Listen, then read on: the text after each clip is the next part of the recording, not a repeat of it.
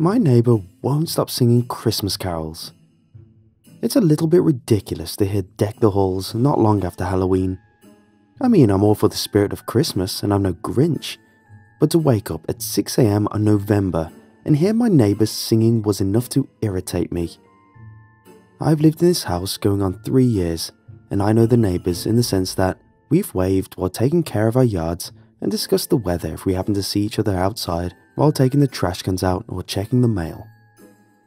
A nice family of 3, or 4 if you include their dog Cello. I've seen them decorate the house for all the major holidays, and last year they at least waited until after Thanksgiving to start putting up Christmas lights and such. Our houses are not made of paper either, and we both have a decent enough yard that I've never heard so much as a loud television or even music come from that house.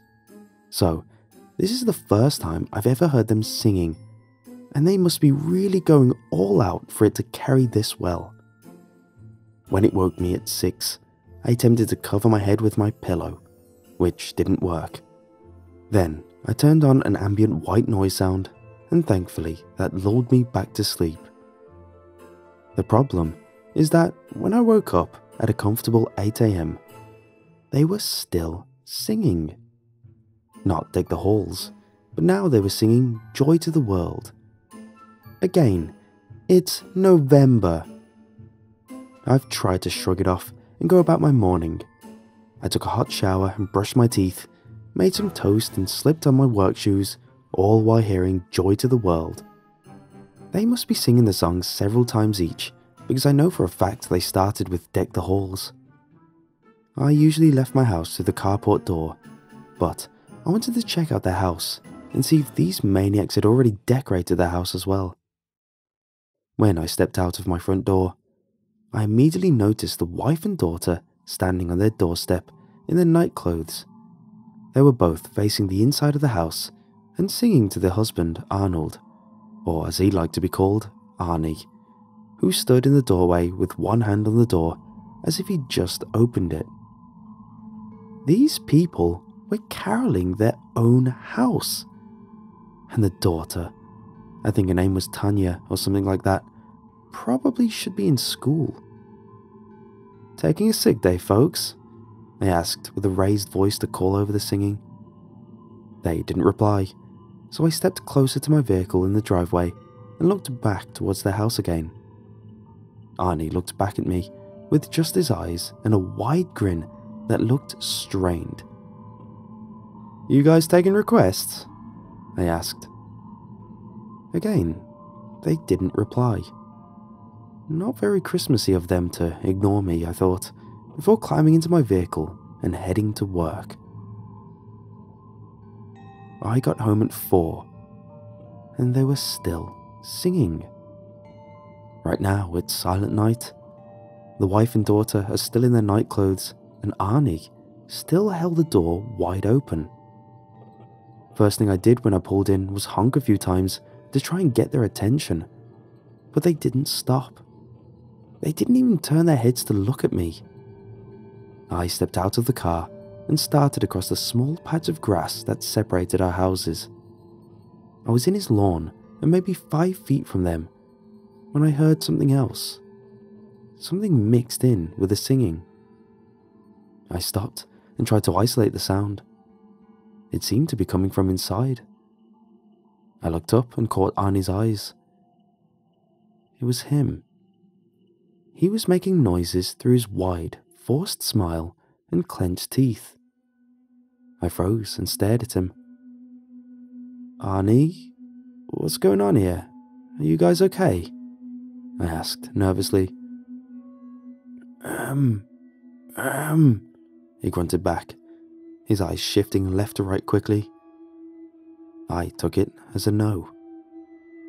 I stepped forward again, but he grunted so loudly that I recalled back to where I was. "Arnie, what's going on?" I asked, not sure of how he could explain with grunts. I looked at his wife and daughter quickly. The poor girls were shoeless, standing in small, half-dried puddles of their own urine. Arnie as well. They had stood there all day long. Arnie? I didn't even know what to say. I could barely think over the damned singing. I could hear their voices breaking a bit. Surely they would lose their voices soon. Another loud grunt, and I looked back to Arnie. His eyes were darting over his left shoulder. Without getting closer, I tried to peek into the open house. Between his wife and daughter, and under his arm, I could see what looked like a Christmas tree they had set up. A tall tree, so thickly covered in dark green pine needles that I could barely make out the full shape of it. It hadn't been decorated yet, but boxes of ornaments and lights were at its base. "The tree?" I asked. Arnie groaned once, loudly, in acknowledgement. I crouched a little to see the tree more. The dog Cello lay at the tree's trunk. A branch protruded from the dog's stomach in a mixture of blood and fur. I wanted to gag. It looked like one of them had made me stab the dog with a branch. No, the branch was still attached to the tree. I hesitated and took a step closer to see around the doorframe. Arnie squealed in protest. As he did, the tree nervously shook, and the branches retreated back into the pine quickly. This was enough for me. I turned and unlocked my front door quickly, stepped in and slammed it closed, all while hearing the girls' broken voices singing "We Wish You Merry Christmas." I pulled out my phone and called 911. As soon as the operator answered, I gave them my address and tried to explain what I had seen. The operator seemed unsure, but said they would send someone over anyway. When I hung up, I heard a faint voice outside. I checked through the blinds and saw the neighbor from the other side of Arnie's house storming across his yard and shaking his fist at them. "God damn it, Arnold, shut these women up and do this inside your house, not out here where all of us have to listen to this crap all day," barked the neighbor. I didn't know his name. He was moving quickly towards them. I opened my door and stepped outside. "Sir, hang on," I said hesitantly, not really sure what I was even stopping him from.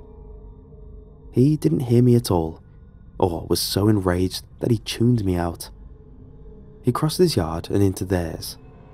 I looked past him and saw who I assumed to be his wife, an equally elderly woman, standing at the door looking over. "Hello? Earth to Wendy, Earth to Arnie. Did you hear a damn word I said?" He reached them, and he stopped talking. He froze about 6 inches closer to them than I had gotten. He turned to face Arnie, and opened his mouth, and began to sing along with them. His raspy old voice mixed in with the voices of Wendy and their daughter, Tanya. Ben, what are you doing? Ben?" called the other neighbor's wife. She stepped onto the grass of her own yard. This time I yelled out, Don't go near them." "What is he doing? What are any of them doing?" she asked, confused. "I don't know what's going on," I replied truthfully. Cautiously, I walked across their yard until I was in front of the door, but far enough from it that I didn't think I was going to start singing anytime soon. I looked at Arnie, who had tears running down his widely grinning face.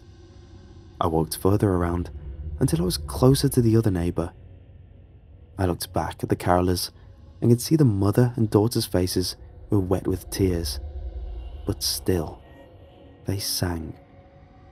And the old man Ben, singing right along with them. Sirens cut through the Christmas carols as a patrol car came down the road towards us. I walked out to the curb and waved them down while I looked around to see the neighbors across the street had stepped out to watch, as well as the neighbors a few houses down. They all looked on, confused. The patrol car pulled up and 2 officers stepped out. The first was taller and bald. The second was older and just barely overweight. "What's going on here?" the tall one asked. I walked closer to them and quickly explained everything I could. It made no sense as I said it out loud, but the officers listened, each one turning a curious eye towards the carolers. "And you said this man started singing when he got close to them?" the other asked. "Yes, I got close, but obviously not as close as he did," I explained. "And you don't feel like singing?" the other asked with a slight smile. "No. Look, do you think I would have called this in if this wasn't serious?" I demanded. That officer stopped smiling and turned towards my neighbor's house. As he stepped towards them, I heard a car pull into a nearby driveway. I turned to see if it was another cop car. It wasn't, just one of the neighbors pulling in with her own dark green Christmas tree strapped to the top of the SUV. I turned back to the carolers and watched the older officer keeping a safe distance and calling out to them several times. No replies. The officer returned to us and shrugged. "I don't really know what I'm supposed to do here. They aren't breaking any laws exactly," said the officer that had gone forward. The taller officer began talking into his radio, explaining the situation to someone at what I assumed to be the police station. I looked around at the neighbors, standing about watching. Some had joined each other in discussion, all while this family and the man named Ben began to sing Jingle Bells. After a few minutes of waiting around, I looked back towards the neighbors in the SUV. They had removed their tree and disappeared into their house. Odd that two families should be setting up trees so soon. Odder that the trees looked so similar. Same dark color and excessive thickness to the pine needles. My stomach dropped. I turned to one of the officers. "Hey, they had a tree just like theirs," I said, pointing to the other house. As I did, the officers followed my pointing. We all looked over at the house about 4 down from mine as the front door opened and a woman stepped out. She turned to face the open house where a man stood holding the door. His face was a wide, toothy grin, and she began to sing. Perfectly in tune with my neighbors, they all sang.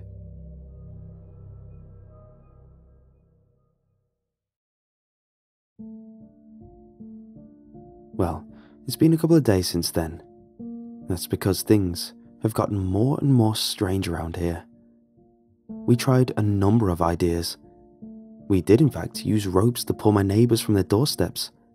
Once they were at a safe distance, they snapped out of their trance or whatever it was immediately, dehydrated and half-starved.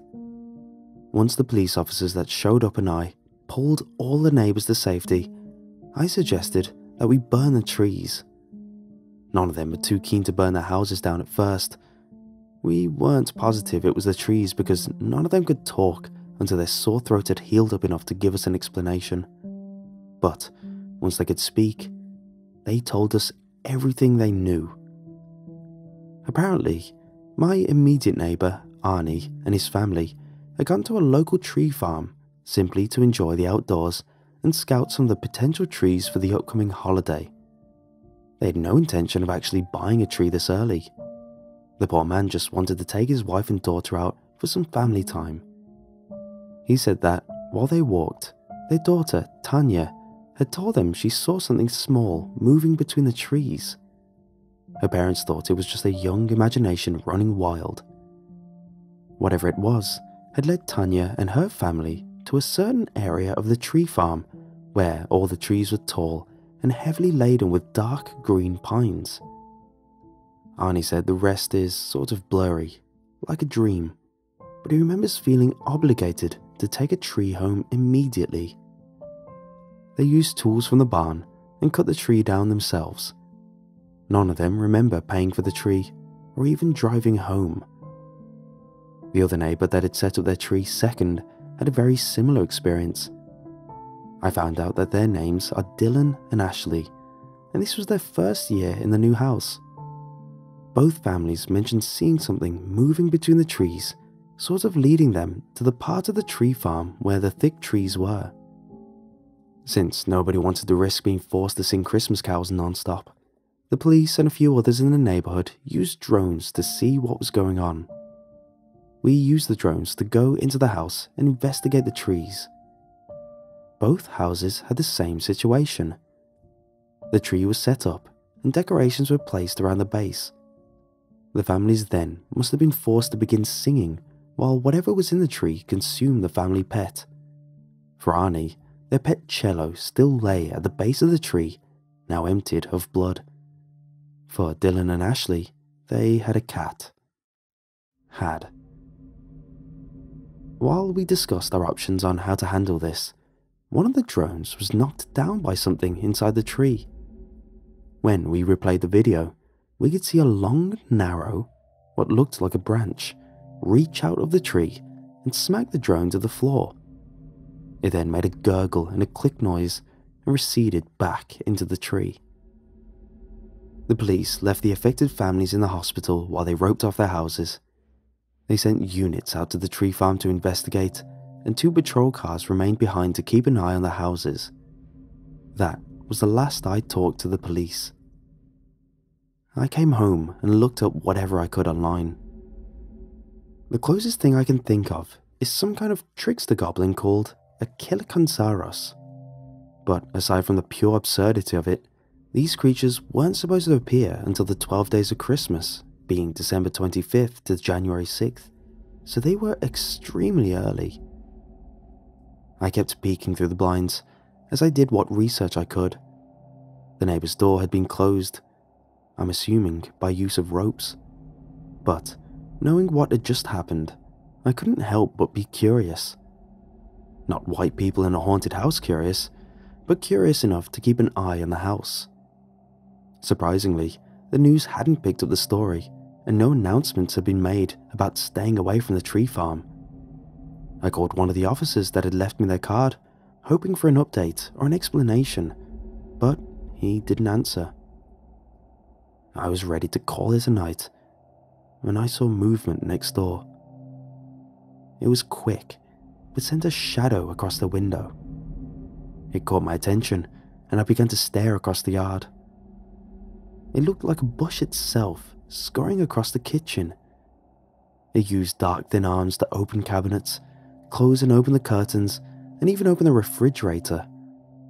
Its body was made up of the same thick, dark pine that the tree was. So much so that I started to wonder if what I had seen of the tree had been just the creature itself in hiding. I tried my phone again to alert the officers. No answer. I watched the thing move around the house quickly. Then another appeared, and another. Soon, I had my eye on 4 of these things trapped inside my neighbor's house. I called 911, but it only rang and rang. Now, I've called this number more than a few times, and I knew that in an emergency, if the nearest apartment didn't pick up, it would pass you through to the next nearest facility.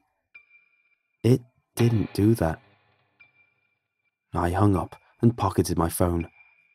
Then I watched as these things moved into the living room and I lost sight of them. I went into my bedroom and pulled my pistol out of the nightstand. I remembered the 2 patrol cars that were on the street, so I opened up my front door very slowly and walked out into the driveway to get a better look at my neighbor's house. Their front door was open. I swore out loud and looked down the street towards Dylan and Ashley's house. Their door was open as well. These things had escaped. I turned towards one of the patrol cars. It was empty, and the door had been left open. That's when I heard it. Someone had started singing Silent Night. I followed the sound of the singing, at a safe distance, to the end of the street.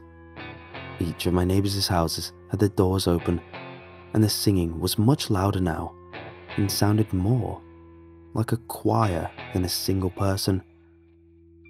I looked back towards my house and watched, to my shock, as one of these pine goblins or whatever scampered into my house. I went to duck beneath a bush, hesitated to make sure it was in fact a bush. Once I verified that it was a shrubbery, I hid behind it. The creature half walked, half hopped through my house, opening doors and cabinets and knocking things over like misbehaved children in a store. It clucked or giggled when things broke. When it was certain that my house was empty, it scurried outside and moved in the direction of the choir. Passing in front of me by about 10 feet, I could make out its shape a little better. The thing looked like a pine needle version of Cousin from the Addams Family. It moved with small, branch-like spindly arms at its side and little branch-looking feet. I followed at a distance. It was fast. I had to jog a little to keep up, but not too fast because I didn't know exactly how big its sphere of influence was. About 5 blocks down, and passing dozens of open doors, I found the source of the singing. My neighborhood had been gathered by these calicanceros, or pine goblins, or whatever they were, had apparently gone door to door, luring people to it. I watched as all of my neighbors and more walked in one large mass, all singing Silent Night, perfectly in sync. I couldn't see the front of the pack, but I imagined that's where most of the pine goblins were, leading the pack. A few of them walked or danced at the sides of the singing people. They were escorting them somewhere, like a herd of cattle. Some of the creatures would stop at houses and knock on doors. Others would attempt to open them, and if able to, they would step inside and be shortly followed out by one or more persons singing along to join the herd. We moved quickly, the mass slowly gaining more and more singers. After almost 20 minutes of walking, the herd of singers stopped moving.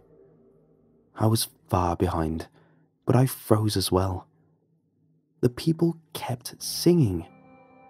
They sang without moving for about 10 minutes before starting to walk again. When I caught up to the spot they stopped at, my heart dropped into my stomach. There were at least 10 bodies lying on the ground, each one opened up and drained of blood. The creatures had stopped to feed. I tried my phone again. Still, no answer from emergency services. I could only imagine that they were somewhere singing along to Christmas carols. I continued to follow at a distance, noticing now that they would sing each song at a minimum of 4 times back to back before switching to another. It was always Christian songs and just the classics. We walked for miles. A few times the herd would get close to a passing car. The first time it happened, I got excited just seeing another person. But when the car got close, it slowed, stopped, and the people inside would join the herd, singing with the others. It seemed like the area of influence was bigger with this herd, possibly because there were so many of the pine goblins. I was scared before, but when I heard singing from another direction, I started to lose hope. I looked over, across the highway, to see another herd being shepherded by these creatures. It was a larger herd than this one, with dozens of the small green cousin-it creatures around them. I backed off even further, thinking that once these herds combined, there would be no telling how large the influence would be. I slowed down, and that's when I heard someone. Hey buddy! I spun around, pistol out. 3 people were crouched about 20 yards behind me. Whoa, we're not like them. You hear us? Nobody's singing, one of them said. I lowered my weapon. How long have you been following me? We've been watching you for almost an hour, but you were too close, and we didn't want to risk them hearing us, explained the man about my age, maybe 25. Any idea what those things are? I asked. Not really. We know they communicate with clicks and grunts and they drink blood, he said. This time another spoke, a tall woman with black hair. None of these people were familiar to me. A couple days ago, I watched my neighbors carry a tree into their house. I don't think they can only make you sing. I think they can make you set the whole damn tree up, and I've seen piles of decorations at the base of the tree, like some kind of tribute or something. A couple hours later, they started singing. They didn't stop until the police came and pulled a kid out with a rope. His mom was dead by the time they got there. We moved slowly and distantly, explaining what we had seen and heard while we followed the mass of Christmas carolers. A few more miles, another stop while the creatures ate, and we started seeing less and less new people joining. We started walking through areas that looked to have been hit already. Doors were already open, and the creatures didn't stop to check houses anymore. I hate Christmas carols, even in December, muttered the other guy. Where are we going? Asked the youngest of the group, a teenager, Kelly. The rest of us looked around the area, the sounds of Noel carrying across the space between us and the herd.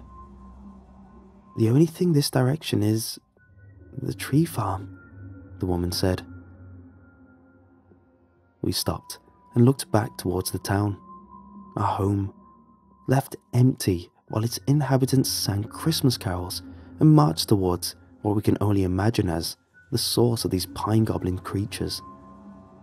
I logged in as much of this as I could while we were walking. We still have a way to go. We've started gathering supplies from the empty houses, and we each have a backpack with some food and drink. I'm not sure what we're going to do when we reach the tree farm, but we better come up with some ideas, quick.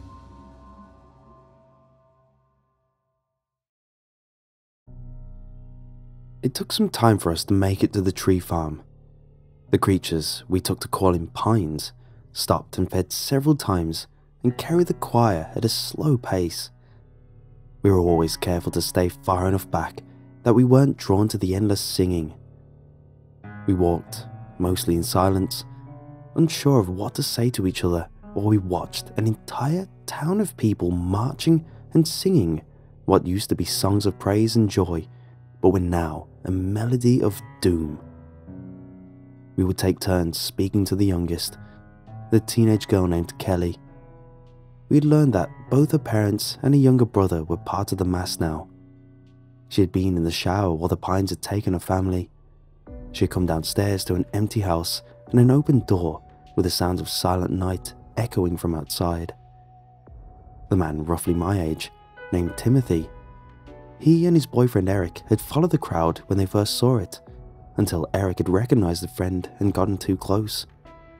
Eric was somewhere in the crowd now. The tall woman, named Sarah, lived alone but had witnessed the pines going door to door and taking neighbors one by one. When they had come to collect her, she had blocked the door and windows with furniture and hid in her attic. Once she was sure they had gone, she followed and joined the others. And so, of our entire town, as far as we knew, it was only the four of us that did not sing at all. We reached the tree farm at just past 3:30 AM when the air was wet and cold. I kept the pistol tucked away, unsure what a bullet would even do to one of these pines. But we'd stopped along the way and managed to pass a gas station where Kelly and Timothy split off and filled a few containers with gasoline. We were now armed with a pistol, 4 gallons of gasoline in various containers, and each of us carried a lighter and some matches. We had already decided that, if given the opportunity, we would burn the farm to the ground. We followed the death choir down the driveway, all while hearing the croaked, hoarse voices singing Christmas carols. Their voices had left most of them some time ago, and we could only imagine what pain they were feeling in their throats. We hung back as the crowd entered into the tree farm. We then watched as individual pines would lead small groups into the trees within the farm. The herd was breaking apart. the singing became spread out. They walked single file through the trees until the driveway was empty and all that could be seen were trees, and all that could be heard was singing. "Well, what do we do now?" asked Sarah. I didn't know what to say or what to do, so I looked at each of them, hoping someone had a plan. "We need to burn the farm down, but we can't do it with everyone spread out like they are. We need a way to separate them from the pines," Timothy explained. "Yeah, if we start a fire, we don't know how well it was spread, if at all," said Sarah. Before anyone could expand, a short whoosh sound was heard, along with a small flash of light. We quickly jerked our attention towards the newly risen flames. Kelly had started pouring gasoline from her containers and was now lighting the area nearest to us on fire. We watched as she tossed a match on a tree and it erupted into flames. "What are you doing? What if it spreads?" demanded Sarah. "It's supposed to," said Kelly defiantly. The singing faded and the sounds of chirping and clicks grew louder. Without waiting, I too began to douse the nearest trees in gasoline. Wait, you could burn everyone inside the farm," cried Timothy. "They are as good as dead if we don't do anything, and if we can't get close to them, this is our only option," I said, lighting a match and tossing it into a tree. The would-be Christmas tree exploded into fire. I looked back at Timothy, who hesitantly doused more trees with gasoline. Kelly was now moving deeper into the tree farm, pouring lines of gasoline behind her. "Kelly, be careful," Sarah called to her. Kelly eagerly splashed gasoline on the trees in front of her, then threw the container into the farm. The chirps and clicks grew louder, almost as loud as the singing at the edge of the tree farm as the flames began to burn brightly. Then I saw it. Movement between the trees. The fire had drawn one of the pines towards us. "Everyone, get back! One's here!" I called out. Timothy and Sarah backed away from the trees quickly. Kelly pulled another container out and continued to douse the trees. "Kelly, get out of there!" Sarah cried out. The young girl angrily flung gas in every direction. The pine stopped several yards in front of her. Kelly paused for a moment. Then the pine began to move towards her. With a grunt of force, Kelly flung the container at the pine, striking it in the center. Gas splashing around it and then pulled around its feet. The creature stopped and sniffed the air curiously. "Shoot it!" Timothy ordered. I drew the pistol. "Kelly, get down!" I shouted. The girl dove to the ground and I fired. My shot missed as my hands trembled. The pine creature moved forwards again towards Kelly. It was close enough now. I aimed carefully as Kelly sat up. "Oh, come, all ye faithful," Kelly began to sing. Before she could stand up all the way, I fired again. The bullet struck the thing in the chest. I tensed for the pending explosion. Nothing. No fire, no burst, nothing at all. I'd expected the bullet to ignite the gasoline like in the movies, and now, with my gun in my hand, I realized how foolish the idea was. "Kelly, move!" I shouted to the singing girl as she began to stand up. She was lost in trance and would be joining her family in song. Then I saw a fireball being thrown from behind me. I ducked and spun around to see Timothy holding another flaming piece of wood. His first throw had landed on the pine creature, and now, at last, it burst into flames. The pine screeched and chirped wildly. It began to run in small circles, which only fanned the flames, feeding off the gasoline and pine needles that covered its body. The flaming monster ran so wildly that it ignited the gasoline-soaked trees around it. Kelly stopped singing and turned towards us. Sarah raced towards her and pulled her back from the tree farm. "Keep going!" Timothy yelled as he poured gasoline on the ends of anything he could find close by to throw at the tree farm. The singing was growing fainter now, as smoke began to rise in different parts of the tree farm The creature had retreated to safety of its source, apparently not understanding that it had only spread the flames more. We hurled any flaming object we could into the tree farm and watched as tree after tree ignited. Something moved just out of the corner of my eye. I picked up a flaming branch and prepared to hurl it at the creature. A man started to cough and look around wildly. "What the hell is happening?" he asked, his voice cracked and hoarse. It was working. The man stumbled towards us. "Start burning the farm down," I commanded. "My family," he said hoarsely. "They'll come out, just like you did," I said, unsure of how much truth was in my words, but I knew that this was our only chance now. He then began to pick up flaming branches and throw them at the areas of the farm he had come from. The five of us now spread out and began throwing more and more fire into the farm until the entire farm appeared to be set ablaze. The singing was now mixed between hoarse call-outs and screams of confusion.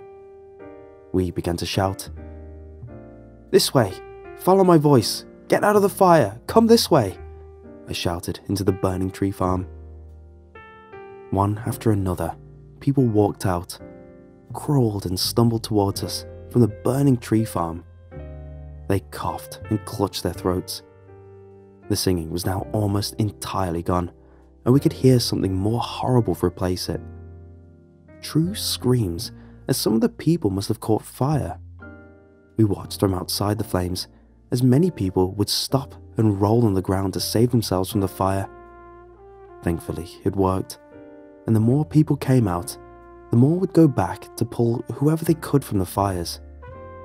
The pine creatures ran wildly, setting more and more trees on fire, thus killing each other in their panic and setting the cursed carolers free. We watched triumphantly as the Christmas tree farm burned brightly in the rising sun. People staggered out, one after another, and the sound of carolers was gone. Confused, injured, but alive, the people of my town stood outside of the flames and listened to the pine creatures chirping and grunting as their bodies burned and they continued to spread the fire. I sighed relief as Timothy raced around the crowds of people looking for his boyfriend Eric. I watched as Kelly was reunited with her family, and I listened, as did the rest of my friends and neighbors, as the pine creatures cried out in a melody of chirps and grunts that replaced the sounds of Christmas carols.